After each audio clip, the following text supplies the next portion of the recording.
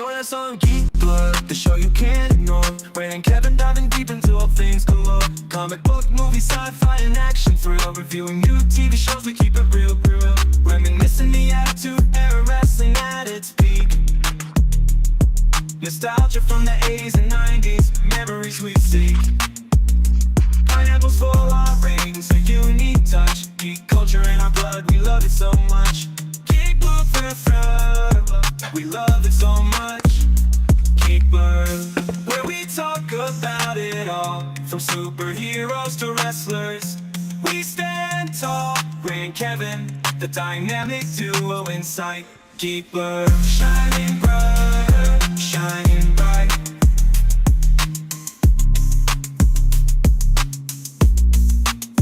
Did you hear about Pluto? Let's messed up right. Geek Blood, taking you on a nostalgia flight. From movies to TV, we cover it all. Join us every week, we'll have a ball.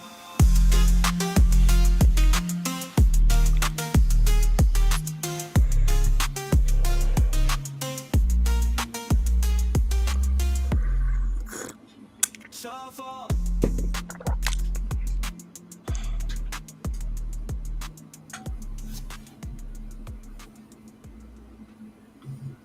Hey, what's going on? Not much, man. How you doing? Doing good. Good. We are out of the year of Superman, thank God. Light week.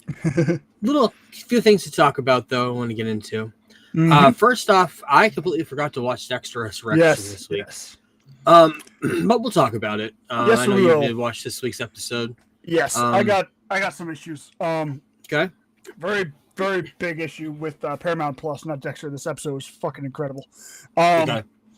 So it goes live at 12:01 Eastern Standard Time.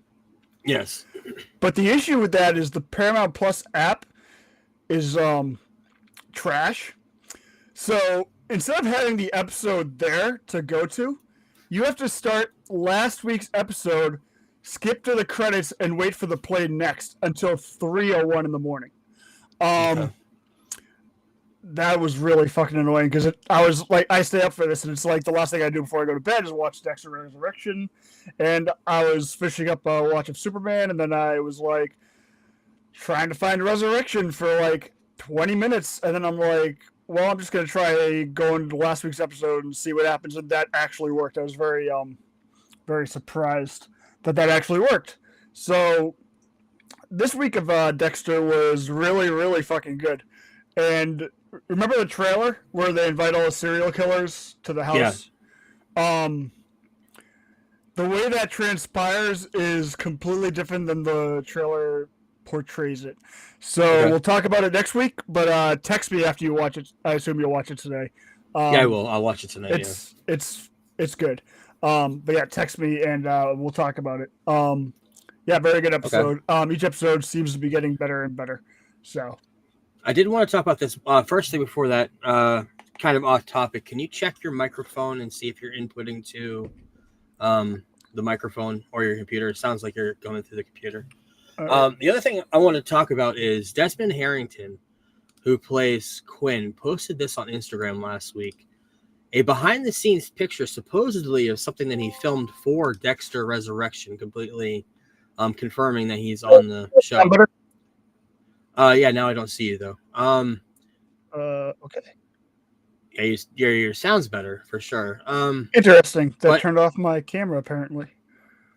But he's, in the post, he says, "My boss said this is all I can share at this time." And it looks like a fuzzy picture of him standing over somebody dead on the sidewalk in the Quinn pose from back in the day. But yeah, thanking the people who made the show. So I guess confirming that he's going to be there. Yeah, I don't think there's anything I can do on my end as far as your camera. I don't know.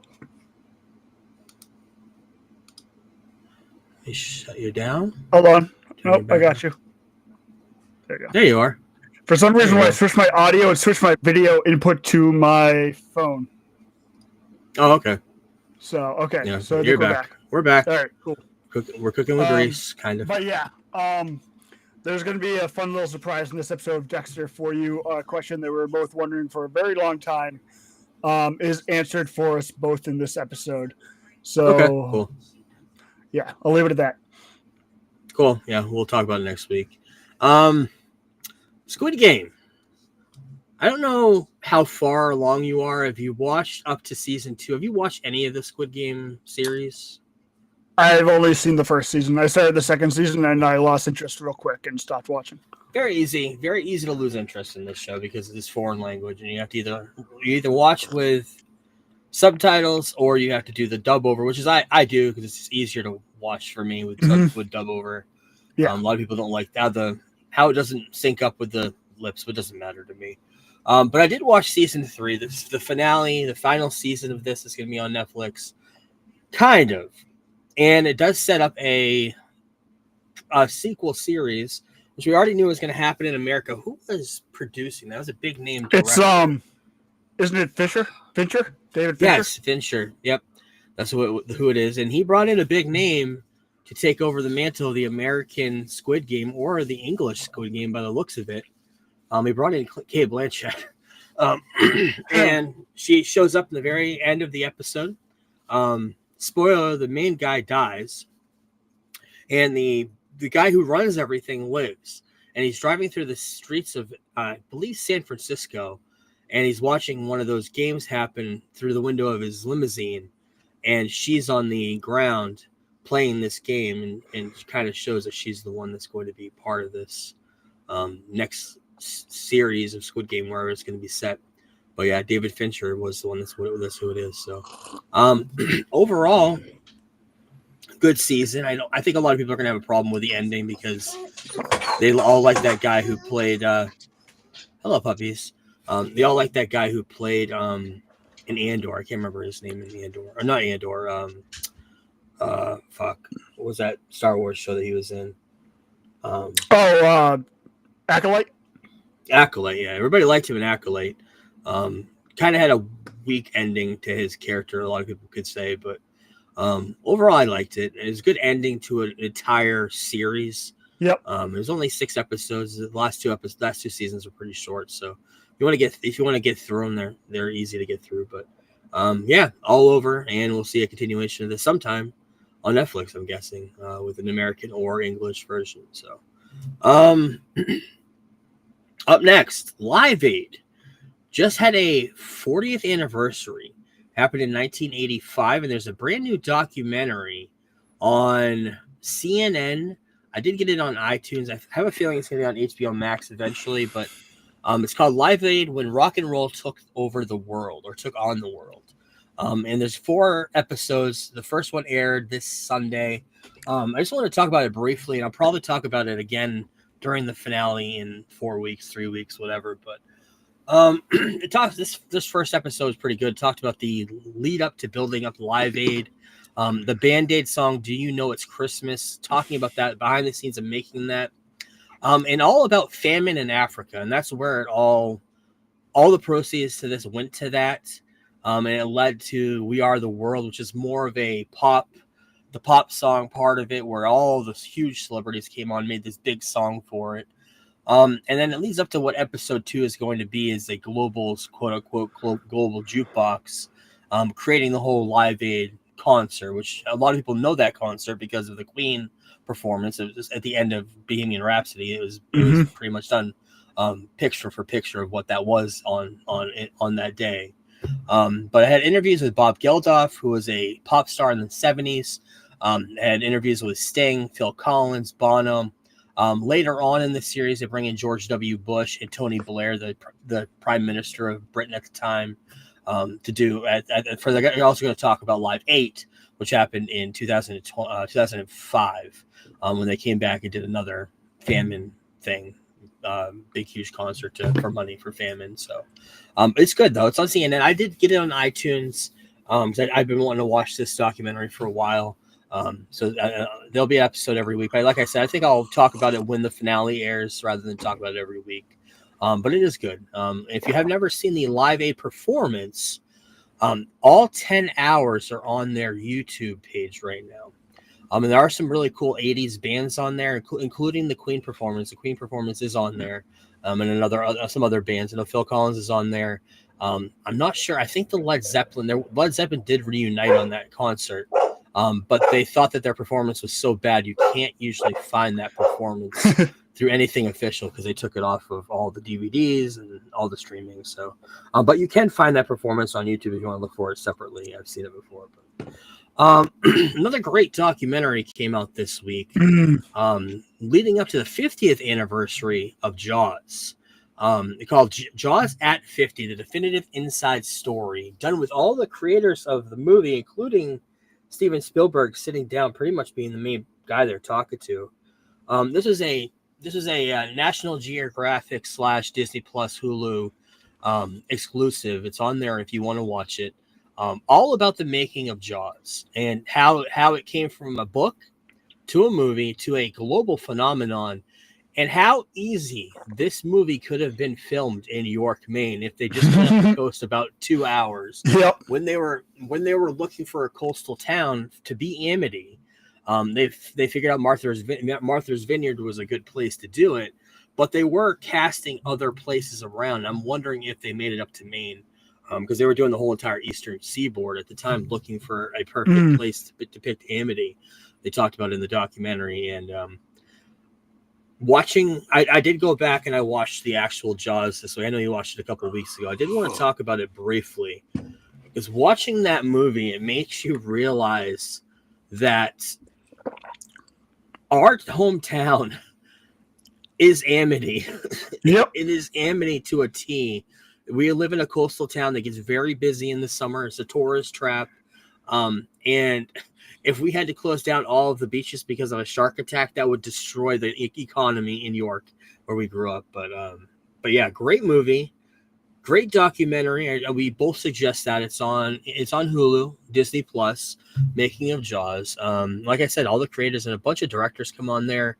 And of course, I know Robert Shaw and Roy Schneider have long passed, but they do have some archive footage of interviews in the past talking about the movie. I did not know that Robert Shaw, he's such a great actor. He's British. I had no idea until this. Yeah, he was in Man with the Golden Gun, I want to say. He was in one of the Bond movies. Okay. Yeah, I wasn't sure. But yeah, great movies. Not so great, but it was okay action movie. Heads of State on Amazon. I don't know if you had a chance to catch this or not. No. It was okay. I mean, you got John Cena being very John Cena-like in this movie, which is kind of like a warning to John Cena. It's like very, very careful. You know who else fell in this category? It was The Rock 10 years ago, where you're getting a movie, you know it's The Rock. This movie, you know it's John Cena. 10 years ago, up until Black Adam, until they decided to work with real directors. Right. Yes. But yeah, Idris Elba, John Cena, Priyanka Chopra Jonas, all-star in this movie. Some other familiar guys you would see. Milton from Office Spaces in this too. There's some other familiar faces you've seen before, but yeah, it was an okay movie. It's on Amazon Prime for free if you have Prime. Just came out on July 4th week, so it's on there if you want to watch it for free. And I thought, wow, John Cena and Idris Elba, they had a lot of great chemistry in this movie. I wonder if they've acted. I had completely forgot that they were both in Suicide Squad together. Yep. I wanted to talk about Suicide Squad briefly, because we are leading up. We're going to take a couple weeks off in between, but we are leading up to Peacemaker. That is the next big DC show that we have, and we're only a few weeks away now. I think about a month away right now is when we have Peacemaker. And we love season 1 so much. We love this new universe that James Gunn has built. So when Peacemaker 2 comes out, we're going to be very, very excited for it. So I wanted to get further into that.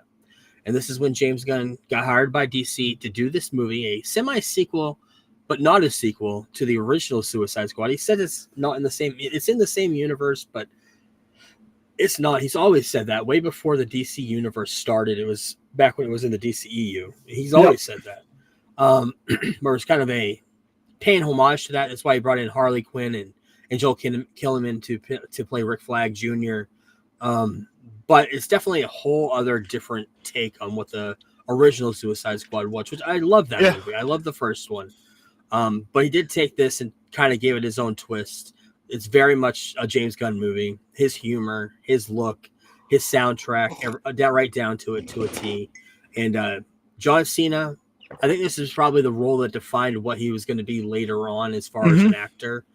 His humor, the way he acts, especially when he's acting against Idris Elba in this movie. The first time they're interacting with each other on the island, talking about the island of dicks it's hilarious. A great movie. Big, huge Starfist villain at the end, and throughout the whole movie. It's very, very good. This came out almost exactly 4 years ago. So kind of fitting that James Gunn's running everything after he kind of changed everything in this movie. So if you like James Gunn, if you like Guardians of the Galaxy, chances are you're gonna like this too. Yeah, when this came out is when the rumors of him taking over DC started to pop up. Then later 2 years before he actually did. Later we found out that he was actually asked before this if he wanted to helm Superman at that time. And he did not want to, because Superman is such a huge character, and he was kind of hesitant to touch it until he got hired to be the head of the whole company. I mean, even in the movie we watched last week, you could tell that Superman was the hardest part for him to write, where everyone else just seemed naturally like James Gunn characters, especially like Guy Gardner and Mr. Terrific. Right. And that Superman in that movie was actually the more difficult person for him, most difficult character for him to write. Yep, but great movie. This is on HBO Max still to this day. Debuted on HBO Max, still on there to this day if you want to watch it. But this week we also have an important movie. We have an important movie next week. But we have a movie that we have to get through, unfortunately, until we get there, because it's the last movie of the Fantastic Four that we haven't touched yet. Fantastic Four, Four Stick, whatever you want to call it, came out exactly 10 years ago. Great casting, because you're talking about two huge names at now. Miles Teller, Michael B. Jordan coming in to play Johnny Storm, which was a choice, but two big, huge names now, especially a couple of years after this. Michael B. Jordan took off like a rocket. What's the guy's name who plays Ben Grimm? He's very, very good. I can't He's awesome, He's awesome. I can't remember his name, but there was a lot of problems in this movie. I watched it one time before. It was a few years ago. I decided just to rip the Band-Aid off and watch it, and I was like, what the fuck did they do to these characters? And watching it this time, I kind of have an idea of what they did. They rushed it. And they were making this movie to fit into the whole Marvel Days of Future Past universe. They were trying to go into the X-Men universe at the time. They just mishandled these characters from the get-go. Chet Hanks, no one to mention that, played Ben Grimm's older brother. Very quick cameo in the beginning of the movie. Sue and Johnny's father in this movie, their name is Franklin, which is a name in the comics, but it's the name of their child. I'm not sure if it's named after their father or not, but I did want to mention that. But after they get their powers, which they get it kind of the same way, they go into another dimension, get their powers. It's about 1 hour into the movie. There's a pivotal point that just everything changes. It's 1 hour into the movie. There's about 40 minutes left of the movie. And they get militarized, which is very different for the Fantastic Four because they are on their own, which they kind of do at the end of the movie, but they never work for the government. They're kind of on their own. And it's like, why are you working for the government? And especially like Ben Grimm, he's like the weapon that they send over to do all the damage in wars. It's like, what? That doesn't seem like comic accurate for the character at all. Dexter Morgan's upstate New York girlfriend. I forgot to put this in the notes. She was in the little quick cameo in there too. She worked at the Baxter Foundation. But the biggest mess of this movie was Doctor Doom. And what they did to the character overall made him a weak, like mousy character who had no. I mean, they haven't really nailed him yet with anything in Marvel or any movie. But yeah, this is the biggest mess of them all. Overall, didn't even touch the heart of the characters. Distancing from the source material is always a major issue with anything like this, and it will always be a major point of contention for fans of anything. of this shit, especially DC, Marvel, anything of meaningful IP. But yeah, it's a horrible movie. Rightfully so. Starts After off this strong. movie, I enjoyed the beginning. yeah, after the failures that happened with this and the X-Men movies, there's no wonder that Fox sold to Disney because it was just horrible. And this is probably one of this and X-Men were their big money makers. And if they can't do anything with those, then they had no choice to sell and went to Disney. And we're going to see the continuation of this next week when we talk about Fantastic Four First Steps, which I'm very excited for. Not as much excitement as I had going into Superman, but Nah. excitement for nonetheless. me, but I love Fantastic Four, so It's funny that you say that because the trailers weren't doing anything for me, but they are also giving away too much. I didn't want to see any Galactus I've stopped at all. watching them. Yeah, Yes, I mean, I watched they like started the first showing 2, and I've been able to avoid them ever since. With Superman, I wanted to see everything I could beforehand, but with this, I was like, I'm just gonna let the movie play out and see what happens. Yeah, they started showing Galactus up to like the face up. They won't show this part, but they show the shoulders, the back, show everything but that. But I wish they didn't show anything, just the feet or just something that would have been great, and that would have been a great ending. Just jumping in, and we always both say that, like, why do too much for your trailers? Yep. Don't give away the whole movie, but so yeah, we'll talk about that next week. We're both going to try to get to that. I think I'm going to go next week and see that in Superman again. So we'll revisit Superman a little bit too. But with that being said, let's get into the news.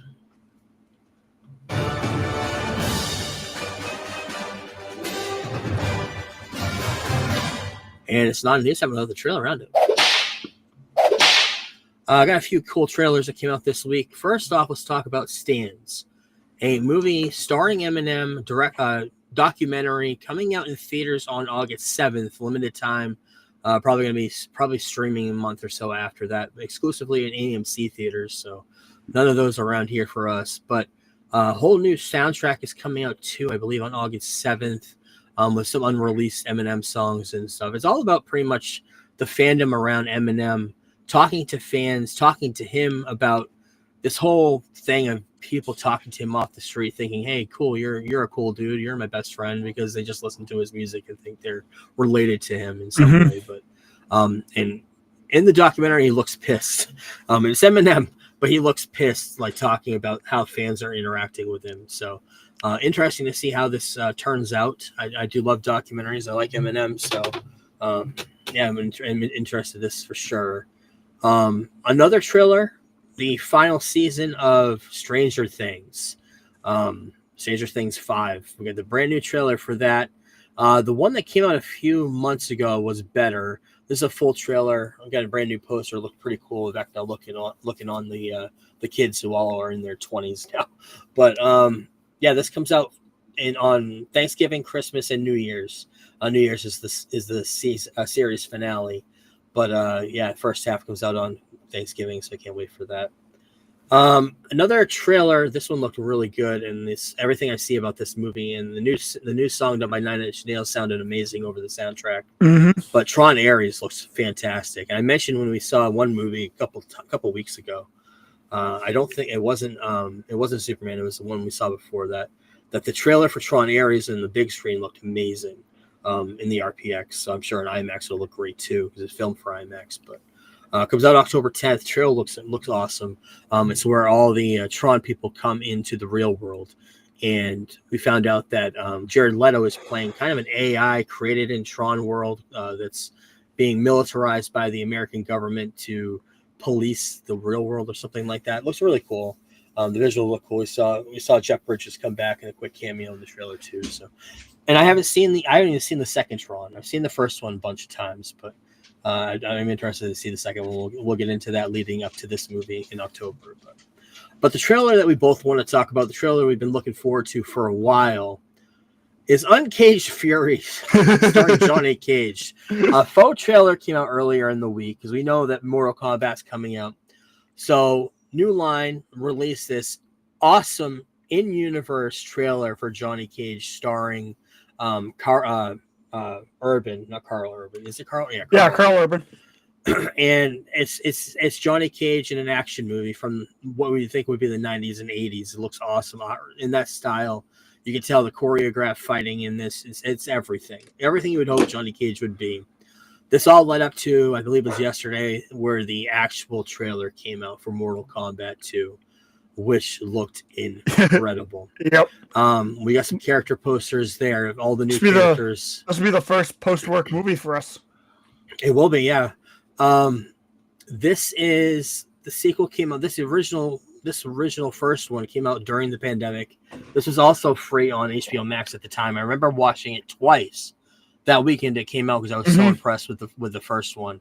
So I really cannot wait for this. They're bringing in Shao Kahn. They're bringing in a whole bunch of new characters. Scorpion's coming back. I don't remember much about the first one. I got to go back and watch that too, even though I saw it twice the weekend of. I did remember I loved it though. I even bought it on iTunes. Yeah, I'm not sure if I bought it too. I think I may have too if it was on sale. I usually do, but yeah, great movie. Cannot wait for the sequel. But all leading up to, let's get into the news. Superman did big numbers last week. Big, huge numbers. $121 million the first weekend. It's since almost up to 200 million. I think 315 million worldwide. The international numbers aren't as big, but Superman is an American character, pro-American up until the 90s. So it's never was really big overseas, but and enough to be the third largest debut after Minecraft and Lilo and Stitch. Speaking of overseas, do you see the numbers for Fantastic Four pre-sales in China? No, I did not. They really are not know fucking with comic books. I read $2,000 in pre-sales. $2,000 in pre-sales. I think they're kind of over the genre at this point in China. China also has a problem with the government too. Yeah, they put a lot of restrictions on what people can watch and who can go and what they can do. So overall, worldwide, it made $217 million. Budget's 225, so they almost made all their money back, not including promotion and marketing and everything. But the global breakdown of the last week or last weekend, America made 122 million, the UK made 9.9, so far and so forth, going all the way to Japan, which you mentioned, 2.5 million. So yeah, Japan is not doing too well. China, 6.6, not doing too well. But yeah, we'll have to wait and see how Fantastic Four does and how the second week of Superman does this week.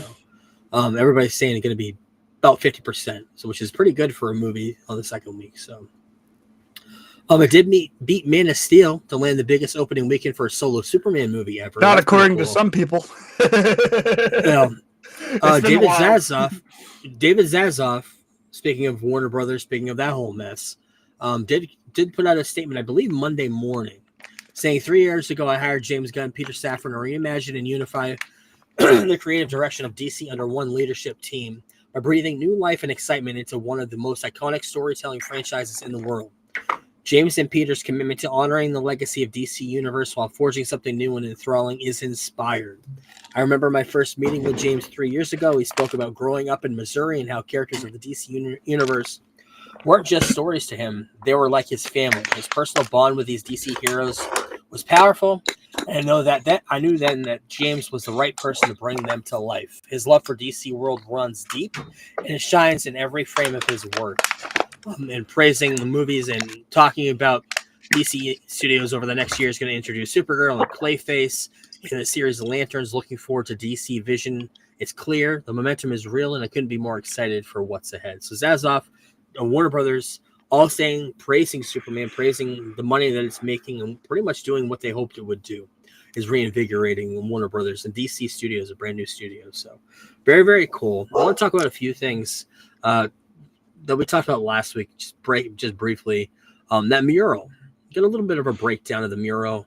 This is in the Justice League, the Hall of Justice. There's some more pictures of it with pictures pointed out: Dr. Fate, Vibe, Atomic Knight, Wildcat, which I mentioned last week, and Jay Garrick Flash. You can see right there. HD versions of this will be released. James Gunn said. I'm interested to see what this full mural looks like. In the place where they filmed this, I can't remember what it's called. It's in Cleveland. It's some sort of a station of some sort. They actually have a mural there, and they just took that mural and added their own DC look to it, which is kind of cool. But talking on Instagram or Twitter, hello puppies. Talking on Instagram or Twitter, James Gunn, when asked when does Superman 2 come out, James Gunn said, "Define Superman 2, quote unquote." Kind of teasing that we're not going to get a traditional sequel to this movie. We're not going to do a traditional Superman sequel, which we always thought maybe he'd be coming back for World's Finest or something. I'm still not really sure where he's going to be coming back, but we know he's coming back sooner rather than later. Also talking about DCU's big event, saying it's get teased pretty highly in Peacemaker Season 2, quoting, and it's not what anyone thinks. It's not what anyone would guess. But I think that if people watch the next season of Peacemaker, they'll see a lot of these things where a lot of these things are going, and have a little bit more of a sense of maybe what can happen. What do you think he's talking about? I was thinking kind of a Crisis on Infinite Earths or some sort of a crossover multiversal. Yeah, I don't know. No. We'll have to see in Peacemaker when that comes out. Yeah. The thing that this movie did do, dog adoption went up 500%, which happens for a lot of reasons. It happens during Easter time. Unfortunately, people return bunnies after they get them for Easter. But this movie did a lot for dog adoption too. And I hope people keep their dogs and are responsible enough to not just get dogs because crypto is awesome. And a lot of people aren't. That's unfortunate, but adoption, searching for adoptions, they gone up 500-400% in just the last week alone, just because everybody loves crypto and him being adopted a dog. And the whole story between him and Uso, who was James Gunn's dog, and how he created crypto in the first place. But Supergirl, big news this week as Supergirl debuted. We got a brand new behind the scenes picture of Kara, Millie Alcock, who looked amazing in the movie, sounds amazing. But James Gunn on Monday released the teaser poster for next year's Supergirl, with the tagline "Look out" written in spray paint over the up from the Superman. Great cross promotion for Superman and Supergirl, especially the same look that she had going into at the end of Superman, with a trench coat, drinking some sort of a slush or something, or drink or whatever she's drinking. I cannot wait for this movie. I know a lot of people are excited. I know you're excited. The biggest thing week out of Superman, the biggest thing that I'm looking forward to is just seeing this universe explode. I just want to see more of it. And that'll be a big intergalactic part of it. It'd be great to see. Lantern is going to be another part of it. We're going to be very excited to see. And next up is Peacemaker. I'm very excited for that. So, the rest of the box office for last week, Jurassic World Rebirth still did big numbers. 40 million for number 2. F1 did another 13 million for number 3. Lilo and Stitch this week crossed $1 billion in the global box office. First Hollywood title of this year to make that milestone. So yeah, big, huge numbers for the box office last week. And I think Superman is this week, I think is leading up to the weekend was estimated to be about 50 to 60 million again for the second weekend. So we'll have to wait and see. But I plan on seeing it. I believe I'm going to go see it before I see Fantastic Four. I want to see the 3D version before it leaves theaters. So of Superman, we'll talk about of Superman. Okay. Yeah, the 3D version was it was a lot of fun, especially the T-Sphere scene. Really enjoyable. Yeah, it was cool to see in 3D. I'm glad I saw it. Yeah, I'm definitely if I don't see it 3D, I'm definitely going to be seeing the. Yeah, I want to see it one more time in theaters too. Yeah, I'm going to be seeing it again. I'm going to see it before I see Fantastic Four last week. I've already decided that. Emmy nominations came out. Leading the Emmy nominations, we got Severance and The Penguin. Severance had 27 Emmy nominations, and The Penguin had 24. White Lotus, Last of Us, Andor, all leading up the next. The studio had 23. So yeah, The Bear had 13. Andor had 14. An outstanding drama series: Andor, The Diplomat, The Last of Us, Paradise, The Pit, Severance, Slow Horses, White Lotus. I've seen 4 of those. Out of all of those, I think probably Severance is my favorite. Last of Us, Andor and Paradise in that order. The other 4 I haven't seen, although I do want to see White Lotus. I hear it's great. Outstanding lead actress in a drama series, Kathy Bates, Britt Lower from Severance, Kerry Russell, Bella Ramsey from The Last of Us, and Sharon Horgan. I don't know who that is. Outstanding lead actor, Adam Scott for Severance, Sterling K. Brown for Paradise, Pedro Pascal for The Last of Us. If they're talking about the second season, yeah, he probably should win that. Gary Oldman for Slow Horses. Heard he's great in that. Noah Weil for The Pit here. That's a great ER type show. It's on Netflix, I believe. Outstanding comedy series, Abbott Elementary, The Bear. I don't know why that's in comedy. Hacks, Nobody Wants This. Don't know what that is.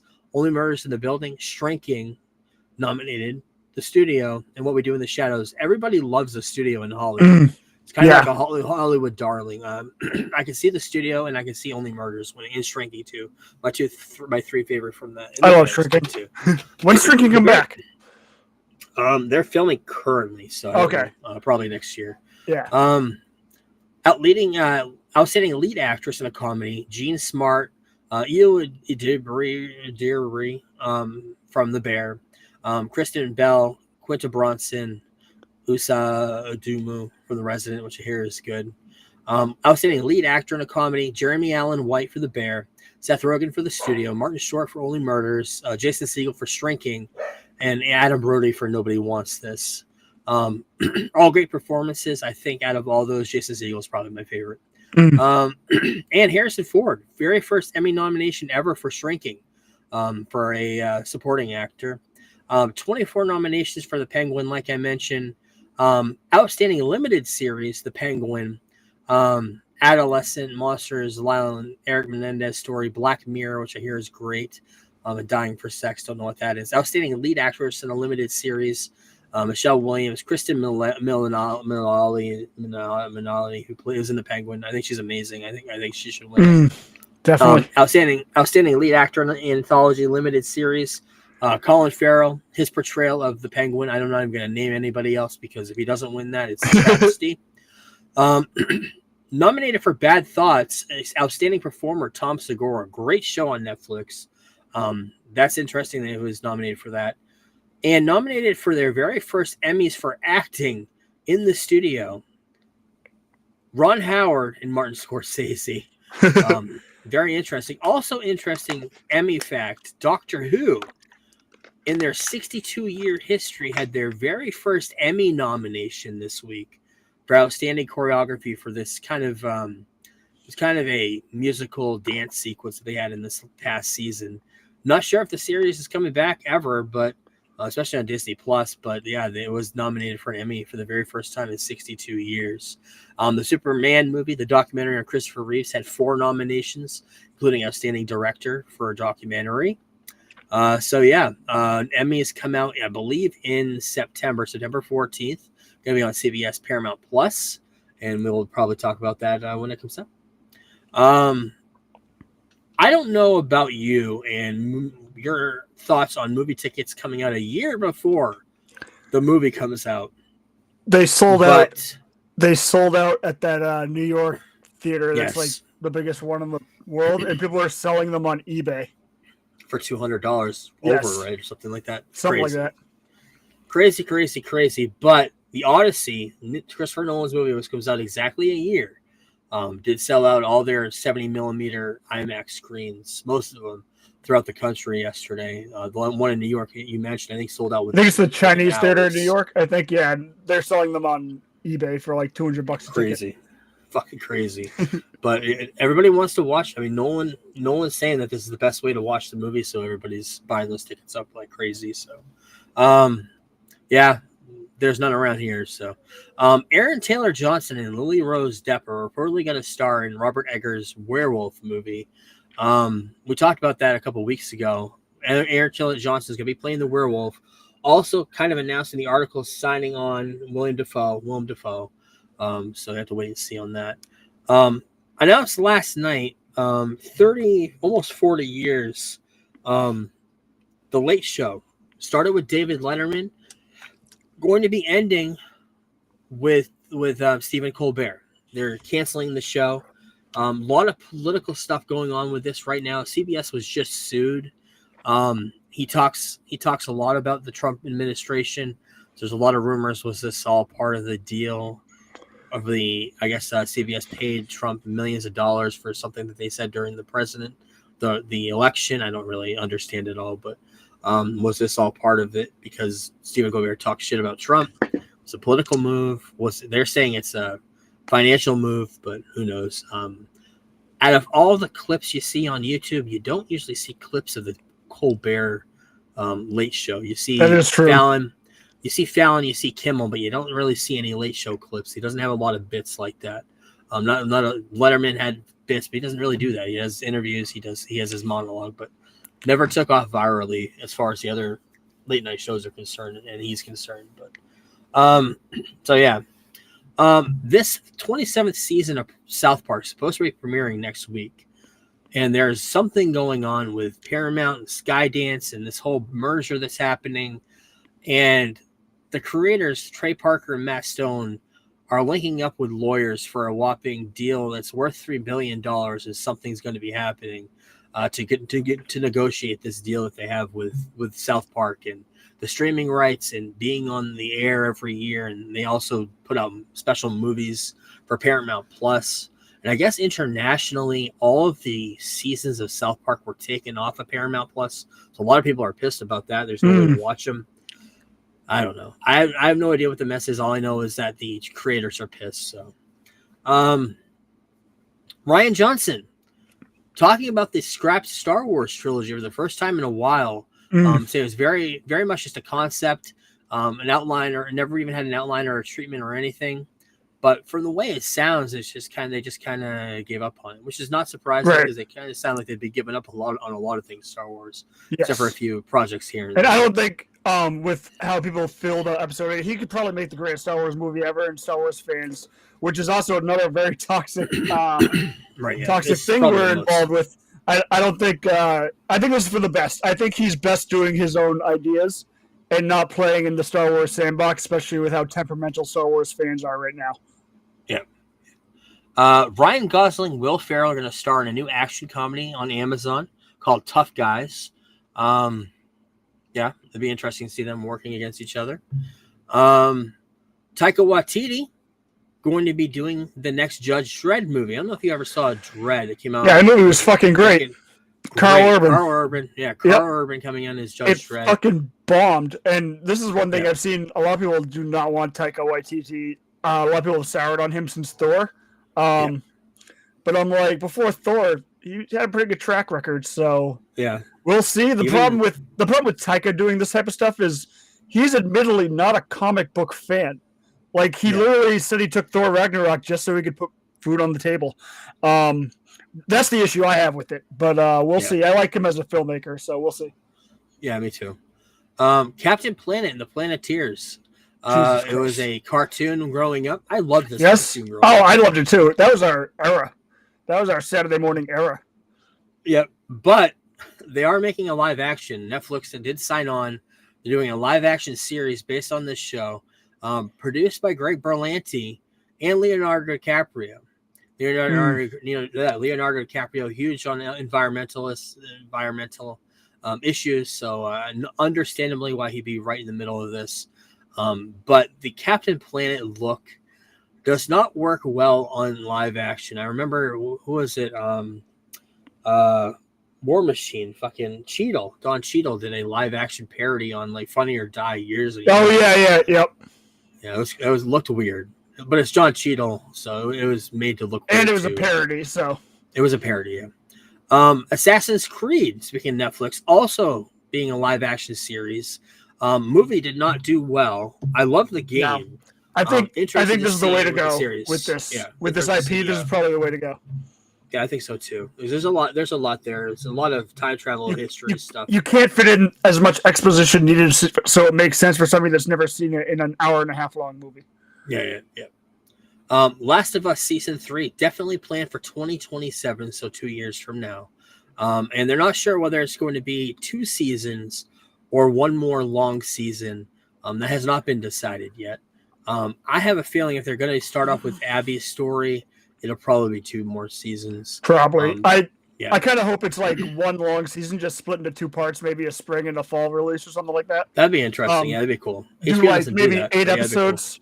Yeah, they don't typically do that, but do like 8 episodes. You can do Abby's story in those 8 episodes, then finish it up with the last 8. I don't know. If they wanted to save money on production, just film it back to back. I mean, Yeah. everybody's already there. You could just film it back to back. But yeah, we'll have to wait and see on that.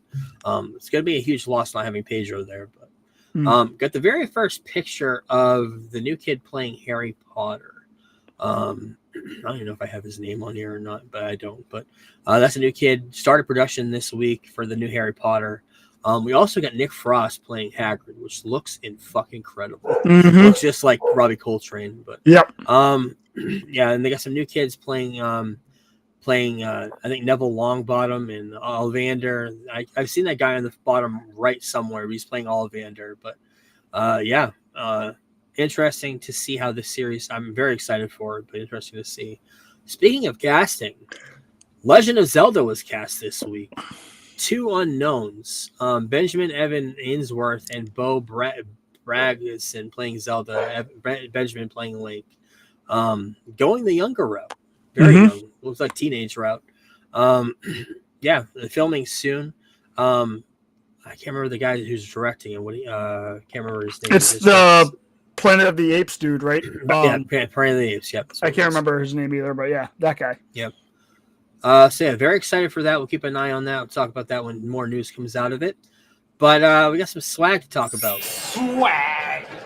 Stuff we all get. Come on, son. You know that's right. Got a new popcorn bucket for the Naked Gun, which is getting rave reviews. The Beaver bucket. Hey, nice beaver. Looks awesome. I think that's a Regal exclusive. Got a Peacemaker McFarlane figure. This looks really, really cool. We're going to be having a lot more reveals next week during Comic-Con. We'll talk about other stuff. I saw a figure I forgot to put on here of Kingdom Come, a new figure. We'll talk about that next week. Nice. Joel from The Last of Us, Pedro Pascal, a new Hot Toys figure. Looked really, really cool. Lots of articulation, of course, Hot Toys. But the big news was today, Hot Toys released their huge Galactus Hot Toys figure, over 2 feet tall. Looks awesome. This is the very first official look of what Ralph Ineson, whatever his name is, going to look like as Galactus. It comes with minifigures from all the Fantastic Four, including the Silver Surfer. There's some more pictures of that here. Just looks awesome. So how much is that going to run you? Well, I'm guessing this will probably be, if the Hot Toys figures are around 300. Superman's 280, yeah. This is probably going to be over 800. Yeah. You're talking 2 times the size. So, also we got figures of almost all the Fantastic Four except for Johnny Storm. But we do get a preview of what his is going to look like for all the Hot Toys figures. The Ben Grimm one looks amazing. It looks better than any other Ben Grimm Hot Toy figure or any statue that's ever come out. It just looks great. And Ben Grimm with a beard. I'm interested to see how that plays out. I know it's a comic thing that's happened before, but we do some pictures of we get pictures of Reed Richards. The likeness on these are incredible. Another picture of Sue Storm with Baby Franklin, Herbie, of course. So yeah, they're incredible figures. They just look great. Wonder Woman fast tracking a movie. Source on Variety this week that's the case. We'll have to wait and see on that for sure. But a lot of fans going after the girl who was in Andor's girlfriend, want her to play that character. There's another one I saw, the woman that was in Moon Knight, who was Moon Knight's love interest in that show. A lot of people are talking about her being Wonder Woman as well. I haven't seen any other names. I don't know if you've seen any or not, but fast tracking that movie. Fans are fast tracking it because they want to see it after Superman. I think just everybody wants to see that world open up now. And I think this is kind of the first logical step of that, is bringing Wonder Woman and Batman, of course. We know he's coming. So, John Bernthal currently filming his special presentation. Just started this week. This is behind the scenes clips of him shooting somewhere in a deli in New York. So yeah, interesting to see how this leads up to Spider-Man. We know he's going to be in that. Probably going to be a direct lead up to that. So interesting. Got brand new character posters for Fantastic Four First Steps. Comes out next week. Look great. And this is the best picture of Silver Surfer I've seen so far. I've kind of been iffy on the look, but the close-ups look of her looks like they've gotten better with the CGI. So yeah, very interested to see how that looks on the big screen. Also got a confirmation and look of Paul Walter Hauser as Mole Man. Very, very much comic accurate up to the mask and everything. So interesting to see that. Speaking of that movie, John Malkovich's Red Ghost character completely cut from the movie. Director said it was heartbreaking not to include him, but they changed the narrative for the story and took him off of there. So I think he was in one of the trailers too. So interesting. He also said in an interview this week, the hardest role to cast was Reed Richards because he's a husband, he's a father, does anything to protect the family. He's a scientist locked away in the lab.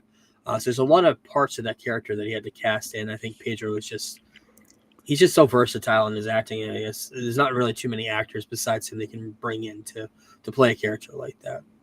And finally in news, Tom Holland's talking about Spider-Man 4. And they're going back to old school filmmaking, shooting in real locations. They were restricted during COVID.